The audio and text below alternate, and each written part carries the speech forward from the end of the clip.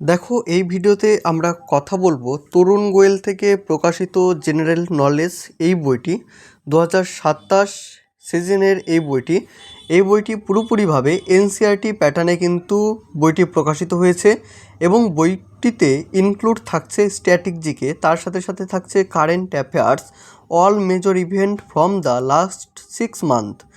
বইটির যেটা থিকনেস খুব একটা কিন্তু নয়, তোমরা কিন্তু খুব দ্রুত এই জিকে বইটা শেষ করে নিতে পারো। এবং ব্যাক সাইডটা যদি লক্ষ্য করো তাহলে দেখবে ব্যাক সাইডটা ঠিক এরকমই তোমরা দেখতে পাবে। এবং বইটির প্রিন্টিং প্রাইস যদি বলি তাহলে প্রিন্টিং প্রাইস রয়েছে 540 টাকা।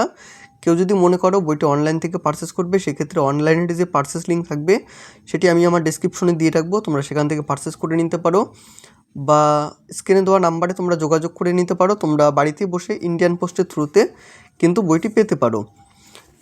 ঠিক আগের ভিডিওতে তোমরা তরুণ গোয়েলের জেনারেল নলেজ ইংলিশ ভার্সনের বইটি দেখেছিলে এবং তখন অনেকেই জিজ্ঞেস করেছো যে নতুন বাংলা ভাষাতে কবে বইটি বেরোবে। তো তোমাদের রিকোয়েস্টেই আজকের এই ভিডিওটি, এই জেনারেল নলেজ তরুণ গোয়েলের। তো ভিডিওটা শুরু করার আগে তোমাদের উদ্দেশ্য বলবো, তোমরা যদি চ্যানেলে নতুন হয়ে থাকো অবশ্যই সাবস্ক্রাইব করে রেখো, কারণ এই চ্যানেলে মূলত বিভিন্ন সরকারি চাকরি বইয়ের কিন্তু রিভিউ এসে থাকে, তো অবশ্যই তোমরা সাবস্ক্রাইব করে রেখো। এছাড়া আমাদের যে টেলিগ্রাম গ্রুপের লিঙ্ক রয়েছে তুমি ডেসক্রিপশন থেকে পেয়ে যাবে, সেখান থেকে তুমি টেলিগ্রাম গ্রুপে জয়েন থেকো। পরবর্তীতে যে সমস্ত আপডেটগুলো বেরিয়ে থাকে তুমি সব আপডেট আমাদের এই টেলিগ্রাম গ্রুপ থেকে পেয়ে যাবে। এবং ভিডিওটা ভালো লেগে থাকলে অবশ্যই একটি লাইক, অবশ্যই কমেন্ট করে জানিও। বইটির পেজ কোয়ালিটি, বাইন্ডিং কোয়ালিটি যথেষ্ট ভালো রয়েছে এবং টোটাল পেজ সংখ্যা, তোমরা অনেকেই জিজ্ঞেস করো টোটাল পেজ সংখ্যা কত, সেক্ষেত্রে 640টা কিন্তু পেজ সংখ্যা বইটির রয়েছে। এবং টোটাল এই বইটি বেশ কালারফুল হিসাবে কিন্তু প্রেজেন্টেশনগুলো আমরা দেখব। তো এক এক করে প্রত্যেকটি বিষয় দেখব। তার আগে দেখো এই সূচিপত্র, মোস্ট ইম্পর্টেন্ট যেটি পার্ট সেটা হচ্ছে সূচিপত্র, যে কোন কোন টপিক বইটিতে ইনক্লুড করা হয়েছে। যেমন প্রথমে দেখো হিস্ট্রি, 3টি ভাগই তোমরা পাবে, অ্যানসেন্ট ইন্ডিয়া থেকে শুরু করে মডার্ন ইন্ডিয়া শেষ হবে। জিওগ্রাফি থেকে প্রত্যেকটি চ্যাপ্টার রয়েছে, ইন্ডিয়ান পলিটি থেকে রয়েছে, Indian economy, general science, general knowledge এবং কারেন্ট অ্যাফেয়ার্স। তো প্রথমে দেখো প্রাচীন ইতিহাস, প্রাক ইতিহাস বা প্রি হিস্ট্রি।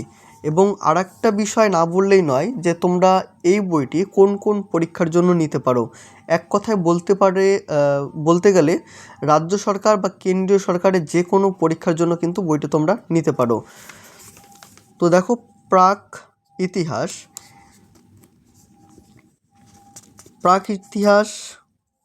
থেকে শুরু হয়েছে, তারপরে দেখো প্রাচীন প্রস্তর যুগ। তো পরপর তোমরা এইভাবে পয়েন্টগুলো কিন্তু দেখতে পাবে। এক কথায় বাংলা ভাষাতে বলতে গেলে এটি আরও একটা ভালো একটি জিকে বই, তোমরা অনেকেই এই বইটি নিয়ে থাকো। দেখো অর্থনীতি থেকে কৃষি কেমন ছিল, শিল্প এবং কারুশিল্প, রাজনৈতিক সংগঠন, ধর্মীয় জীবন, লিপি, হরপ্পা। যেমন এই স্থানে খননের ফলে নিম্নলিখিত নির্দিষ্ট আবিষ্কারগুলি পাওয়া যায়, যেমন 6টি শস্য ভাণ্ডার পাওয়া গিয়েছিল, যেমন 2টি সারি পাকা ইটের মঞ্চসহ 12টি শস্য ভাণ্ডার একত্রে মহেঞ্জোদারোর বৃহৎ শস্য ভাণ্ডার নামে পরিচিত, বা বাফিম সমাধি। দেখো আমি এক এক করে তোমাদের দেখাচ্ছি, তোমরা দেখতে থাকো। আদি বৈদিক বা ঋগ বৈদিক যুগ, পরবর্তী বৈদিক যুগ, বৈদিক সাহিত্য, বৌদ্ধ ও জৈন ধর্মের বিকাশ, নতুন আন্দোলনের কারণসমূহ। তোমরা এখানে প্রত্যেকটি কারণ দেখতে পাবে। বৌদ্ধ ধর্ম, গৌতম বুদ্ধ শব্দের অর্থ যিনি বোধিজ্ঞানপ্রাপ্ত ব্যক্তি, তাকে শাক্যমুনি বা তথাগত নামেও ডাকা হয়, পূর্বের নাম ছিল সিদ্ধার্থ। গৌতম বুদ্ধ সম্পর্কে দেখো প্রত্যেকটি টপিকই তোমরা পাবে। ধর্ম, 4টি আর্য সত্য যেটি ছিল, যেমন কি এই পৃথিবী দুঃখময়, সকল দুঃখের কারণ আছে, সকল দুঃখ নাশ সম্ভব, সকল দুঃখ নাশের উপায় আছে বা পথ আছে, তার জন্য অষ্টাঙ্গিক মার্গ অনুসরণ করতে হবে। অষ্টাঙ্গিক মার্গ বা পথগুলি কী?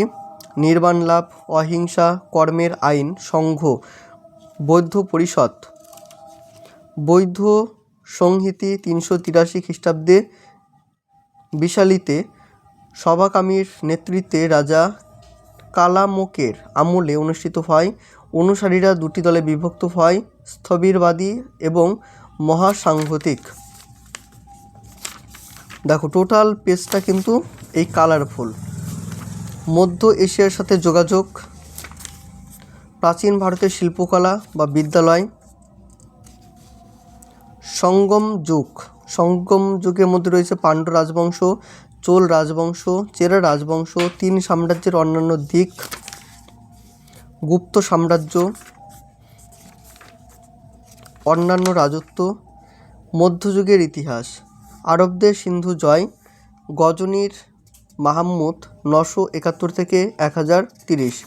এবং বইটিতে তোমরা যদি বলো যে কি ভুল রয়েছে, তো সেক্ষেত্রে বেশ কিছু জায়গাতে তোমরা এই উচ্চারণের দিকগুলো কিন্তু একটু দেখতে পাবে যে সেটা কিন্তু ঠিকভাবে নেই। কারণ যে ইংলিশ ভার্সনে তরুণ গোয়েলের জিকে বইটা বেরিয়ে থাকে সেটারই কিন্তু ডুপ্লিকেট বা কপি করে কিন্তু এই বাংলা ভাষাতে বইটি বেরিয়ে থাকে। মুঘল সাম্রাজ্য, দেখো বাবর সম্পর্কে বলা হয়েছে 1526 থেকে 1530 তার রাজত্বকাল। তারপরে রয়েছে হুমায়ুন, আকবর, শেরশাহী সুরি, আকবরের নবরত্ন ছিল দরবারে, তাদের সম্পর্কে এখানে বলা হয়েছে। শিখ জাতি, ধর্মীয় বা আঞ্চলিক বিদ্রোহ,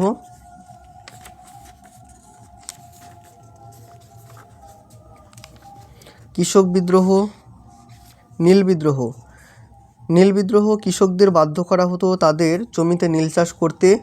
ব্রিটিশ নীল ব্যবসায়ী মূলত নীলকরদের বাধ্য করতেন। নদিয়া জেলার গোবিন্দপুর গ্রামে অসন্তোষে ফেটে পড়ে। এই আন্দোলনের নেতৃত্ব দিয়েছিলেন দিগম্বর বিশ্বাস এবং বিও বিশ্বাস।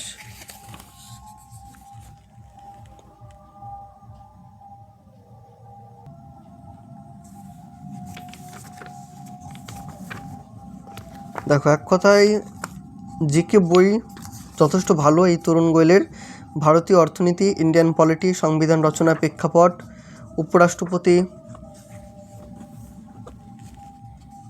ভারতের কর ব্যবস্থা, এটা হচ্ছে ফিজিক্স থেকে রয়েছে।